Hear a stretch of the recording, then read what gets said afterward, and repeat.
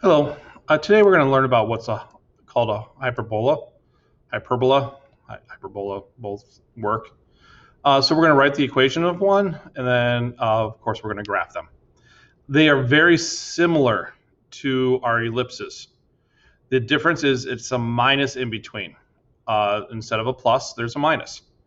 And the other issue that occurs is if it's x minus y, that's considered a horizontal hyperbola. If it's a y minus x, that's a vertical one.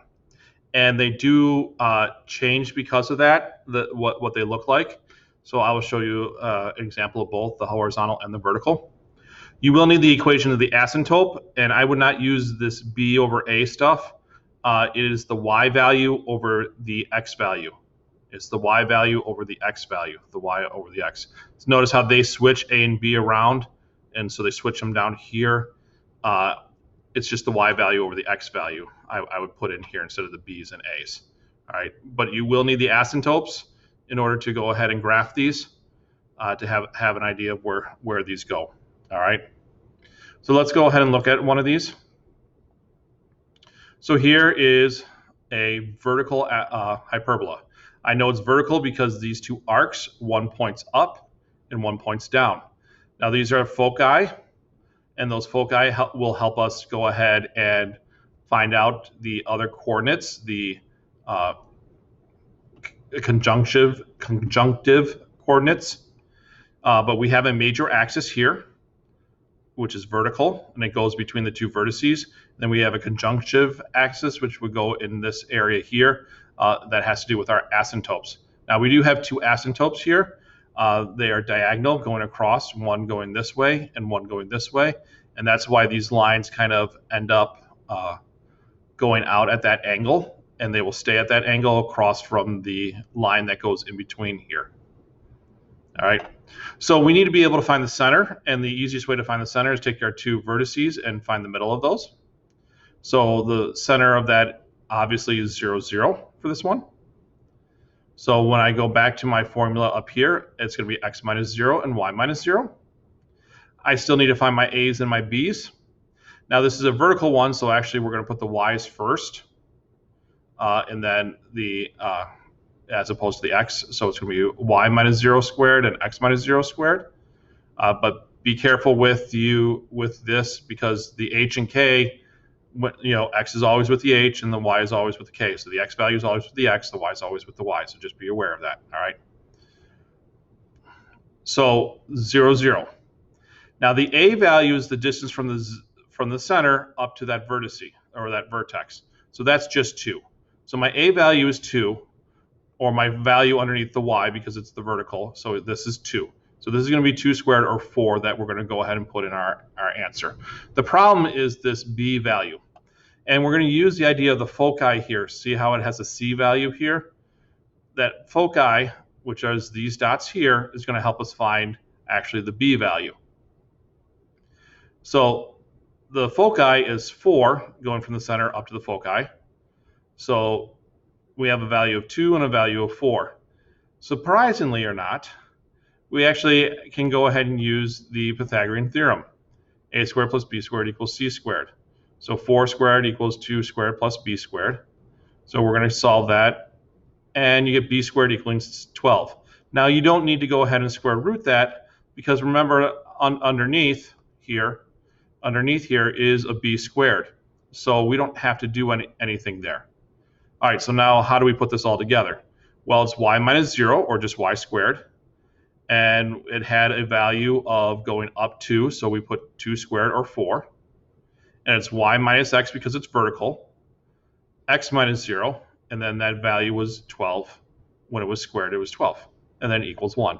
And so that is the actual equation that we're going to use.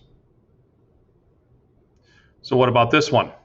This is a horizontal because, again, they go left and right as opposed to the up and down. So this is an x minus y. My center, again, is 0, 0. My a value here is 3. And from the foci to the center is 4. So I'm doing 3 squared, which is 9, plus b squared equals 16. So b squared equals 7. That 7 is going to go underneath the y, because that's this value here up and down. The a value, or the main vertice, is 3, so that's 3 squared, or 9, is going to go under there, equals 1. So there's my answer. All right, what happens if we were given the asymptotes? Now it says it's a vertical hyperbola, so again, we're going to do a y minus x. Okay, and so we have vertices at 0, 6 and 0, negative 6. So find the center. That's always step 1. Find the center at 0, 0, halfway in between these two. All right. What's the value of the a and b accordingly? Well, the one value is 6. This is the vertical. The y1 is 6 because that's how we get from the center up to this point. That's 6. So from the asymptote, it's a over b, or remember I said the y value over the x value. So the slope here on these asymptotes are 3 and negative 3. Just take the positive one. So it's the y value, which is 6, over the x value, which is, and that has to equal the slope, which is 3. So 6 over b equals 3. So what does b have to be? B has to be 2. So we don't really need the value of c, the foci. We could get it if we wanted to, because we do a squared plus b squared equals c squared. But we have the a and the b. So this was the y value, and this one was the x value. So the y value is 6 squared, or 36. The x value is 2 squared, or 4. It gets very confusing, the a and b before, so if you want to think of it as the y value and the x value, that's fine too. Because it does matter which one goes here. If this was an x minus y, the graph would be horizontal and would go left and right as opposed to up and down. All right, here's some asymptotes. Write the equation again. So this one, it says, is a vertical. So again, it's a y minus x. How do we find the center? We take these two vertices and subtract them. That's 0. What's the difference between the vertices? Well, it's 4. So it's the y value, which is 4, over our a value. It has to equal this formula. So it's 4/3. Well, you see that a has to be 3. Well, a again is the x value. So the y value is 16. So it's going to be y squared over 16 and x squared over 9. Again, a subtraction of those. And so we have a up here.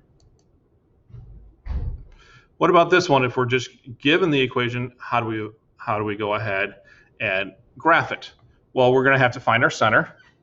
Again, it's opposite here. So this is a positive 3 and a negative 5. So positive 3 and negative 5. And we need to know which way this goes. This is a x minus y, so this is left, right. We're going to find our a and b. Our a is a squared is 4, so, and b squared is 9, so we have 2 and 3. We don't really need to see. We need to identify the asymptotes. So the formula for the asymptote is plus or minus, again, y value over the x value. So I have my h and k from the center, which are here, and our y value is 3 and our x value is 2. So that's going to be 3 over 2. And we plug in our h and k, which is negative 3, which is 3 and negative 5. Simplifying that, it's y plus 5 equals 3/2 x minus 3. And then we also have to do the negative one. Notice it's a plus or minus. There are two asymptotes. All right, so writing that down, simplifying it, moving everything over, y equals 3/2 x minus 19/2, or 9.5. Y equals negative 3/2 x minus 1/2. All right, so we're going to use the asymptotes as a guide. We're going to plot our vertices, and we're going to draw our hyperbola. X minus y means left to right. So we graph our asymptotes right here. Boom, boom, boom. All right. And then here's our center. That was 3, negative 5, right? 3, negative 5 down here. And then our a value, the one that matters the most, this one here is the one that matters the most. That's our vertice, and it's 2. And so it's an x value of 2. So from my center, I am going to go left and right 2, and I make a dot. I make a dot there, and I make a dot. Those are my vertices, so I plotted the vertices. So I plot the asymptotes, I plot the vertices. Then I can draw the hyperbola. So from this dot, I'm going up towards the asymptote and down towards the asymptote, up towards and down towards. And that's, obviously the dotted lines are just asymptotes to guide me, but those are my answers.